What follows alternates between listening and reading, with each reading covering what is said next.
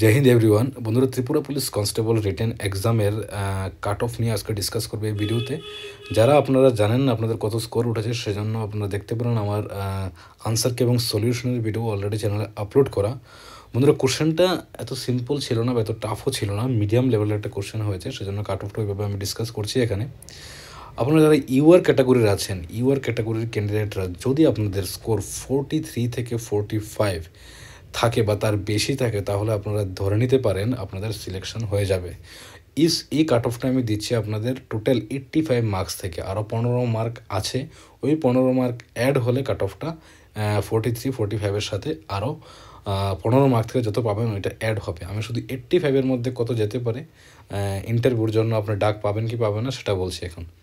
UR ক্যাটাগরির candidate যদি 43 থেকে 45 এই স্কোর বা তার বেশি থাকে, তাহলে আপনারা ধরে নিতে পারেন আপনাদের ইন্টারভিউতে কল আসবে এবং আপনারা ইন্টারভিউর জন্য প্রিপারেশন নিতে পারেন। আর যারা ওবিসি আছেন, ওবিসি আর ইউআর ত্রিপুরার মধ্যে সেম থাকে, তাদের আলাদা করে কাট অফ দেওয়া হয় না। তো যারা ওবিসি আছেন তাদের জন্য ইউআর কাট অফটাই থাকছে এখানে। তো বন্ধুরা, এই কাট অফটা আমি ওভারঅল সবার জন্য বলছি। যারা মেয়েরা রয়েছেন, গার্লস ক্যান্ডিডেটদের জন্য এখানে যে কাট অফটা আমি দিচ্ছি, সেই কাট অফ থেকে 3 থেকে 4 মার্ক কম যাবে। যদি এখানে 43 থেকে 45 হয়, তাহলে মেয়েদের জন্য যাবে 40 থেকে 42।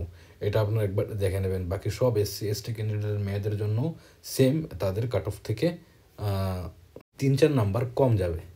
যারা এসসি ক্যান্ডিডেট রয়েছেন তাদের কাট অফটা হচ্ছে 38 থেকে 40-র মাঝখানে যদি আপনারা পেয়ে থাকেন 85-এর মধ্যে, আর যদি তার বেশি পেয়ে থাকেন, তাহলে আপনারা ধরে নিতে পারেন ইন্টারভিউর জন্য আপনারা কল পাবেন, আপনাদের সিলেকশন হয়ে যাবে যদি ইন্টারভিউ আপনারা ভালো করে দিতে পারেন।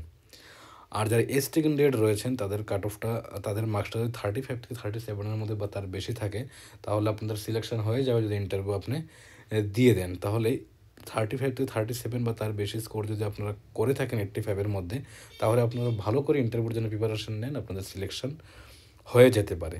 তো বন্ধুরা, এটা ছিল এক্সপেক্টেড একটা কাট অফ। এরকম কাট অফ আপনাদের যেতে পারে 85-এর মধ্যে।